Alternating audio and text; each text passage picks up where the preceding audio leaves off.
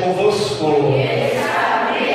Anúncio da palavra de Jesus Cristo segundo João.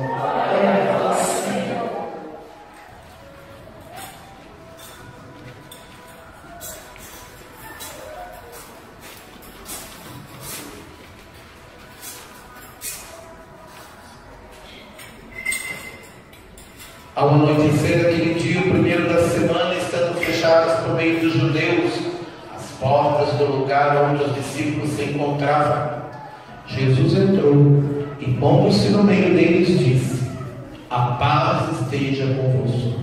Depois destas palavras, mostrou-lhes as mãos e o lado.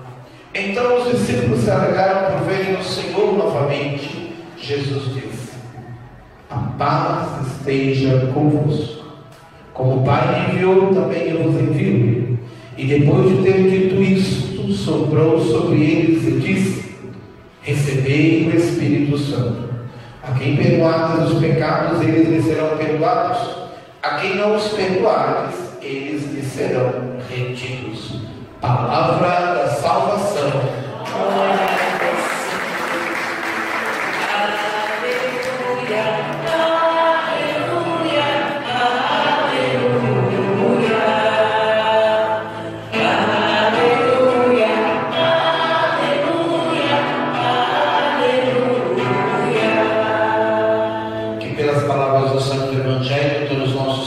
Sejam perdoados. Podemos nos sentar. Festa de Pentecostes. Penta. 50 Pentecostes, né? 50 dias após a ressurreição. Já era uma festa judaica agrícola, uma festa que era a comemoração da colheita, pela boa colheita. Os judeus festejavam 50 dias após a Páscoa, a Pessá, pela colheita, uma festa agrícola do campo. E neste dia, nesta festa, o Senhor cumpriu a sua palavra, enviou o defensor, enviou o Paráclito para acompanhar a igreja até a sua vinda. E nessa espera da segunda vinda de Jesus, o Espírito continua acompanhando a igreja. O Espírito que deu coragem aos discípulos que estavam fechados, trancados, com medo do que poderia acontecer. O Espírito então animou a igreja nascente para que tomasse como prioridade a sua missão de continuar o anúncio do Evangelho, de mostrar ao mundo Jesus Cristo. Pentecostes é a renovação do acontecimento no Sinai, quando Moisés se encontra com Deus na sarça ardente. E Deus se apresenta a Moisés como aquele que é Yahvé. Dentro desse contexto, lá no Sinai, inaugura o tempo da adoração e do culto ao único e verdadeiro Deus, ao Criador que soprou nas narinas lá no jardim do Éden, naquele boneco de barro moldado com suas mãos, soprou no sopro da vida e deu vida à criação, à vida e à existência humana.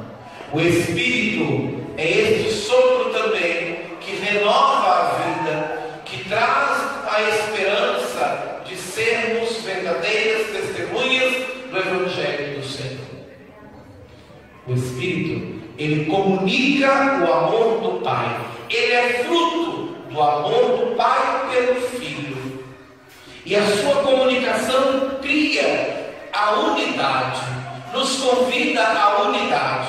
Não mais a confusão como lá em Babel, na Torre de Babel, quando os homens começaram a falar e nenhum entendia o outro, ninguém compreendia o outro. No Pentecostes, todos entendiam na sua língua aquilo que era pregado e falado e glorificado pela boca dos discípulos.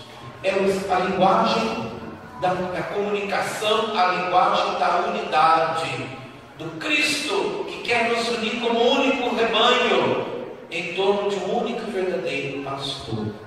O Espírito quer nos comunicar esta graça de sermos igreja, E é pelos sacramentos da igreja, a vivência dos sacramentos, que o Espírito se manifesta. Desde o batismo até a unção dos enfermos, ou aquela tão antiga conhecida extrema unção, né? Que antigamente só era administrada para quem era moribundo, quem estava já morrendo, chama o padre para a extrema unção, a última unção. Hoje não, hoje qualquer pessoa que esteja enferma, que vai fazer uma cirurgia, pode receber a unção dos enfermos. Não significa que está morrendo, que vai morrer com a unção dos enfermos. A gente chega no hospital e às vezes as pessoas falam, eita, chamou o padre, mas já não tem mais jeito. É assim, como se assusta. Eu quero dar um livro, mas não testemunho. Fomos chamados, inclusive eu e o padre, levamos a unção do filho, para a unção. Os irmãos dele estão precisando. Tem uma senhora, ela está desenganada com os médicos. A filha foi lá, nós fomos lá, e deu unção. A mulher estava postada, ela não conseguia andar. Hoje ela já está andando. O poder da unção. Verdade, graças a Deus, temos vários testemunhos de que pela unção dos enfermos as pessoas ficaram curadas. Lá no santuário tem uma senhora que ela participa da missa toda segunda-feira, às 7 horas da manhã. E o marido dela estava com trombose no intestino. Os médicos já tinham dito para ela, ele daqui só sai para a funerária. Não tem mais jeito. A trombose não tem mais. E ela, uma segunda-feira, falou, padre, pelo amor de Deus, o senhor precisa ir no hospital, visitar o meu esposo, dar unção de enfermo. Ele quer confessar, precisa confessar. Vamos lá, meu filho. Fomos lá no hospital de Emílio Matarazzo, eu acho que estava. Bem fraquinho, já estava para colocar solta, porque não estava se alimentando. Fui lá, dei unção dos enfermos, levei a comunhão, ele chorou, se confessou, e vim embora. Pedindo a Deus que desse força à família. E esse homem foi melhorando. 2, 3 semanas depois, o homem já estava em casa. Olha, para quem estava desenganado pelos médicos, né? Ela estava em casa. E esses dias ela celebrei às 7 horas da manhã no santuário. Ela falou, padre, olha, já está até cozinhando. Já está até na beira do fogão fazendo comida. Para quem ia sair morto do hospital. Mas para vocês verem que os sacramentos da igreja são sacramentos realizados plenamente pela ação do Espírito Santo. Quantas crianças a gente vai no hospital recém-nascidos, prematuros, que os médicos não têm condições de uma criança de 900, 800 gramas sobreviver. E a gente vai lá, batiza sob condição, que qualquer cristão batizado pode realizar esse batismo, porque é de urgência, né? Depois a criança só é levada, se sobreviver, para receber a unção. Você batiza, e quantas crianças sobrevivem?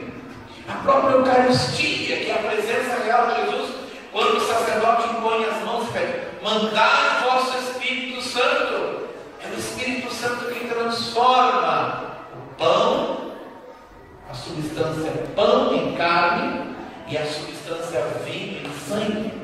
É pela graça e força do Espírito Santo que os sacramentos da igreja são realizados. Esse Espírito que comunica o amor, a graça e a misericórdia de Jesus e que acompanha a igreja até a sua volta, o seu retorno para nos levar para a eternidade. É o Espírito Santo, é o Paráclito, é o defensor, é aquele que no meio de nós realiza seus dons e seus carismas. Por isso que a igreja, ela é uma igreja repleta de carismas, diversos nos carismas, porque é o Espírito que a conduz, é o Espírito que a guia, é o Espírito que está sobre ela, para nos guiar até Jesus Cristo. Que o Senhor nos ajude nessa compreensão do Espírito que comunica a unidade, que comunica que sejamos um em torno do verdadeiro e único pastor que é Jesus Cristo. Louvado seja nosso Senhor Jesus Cristo.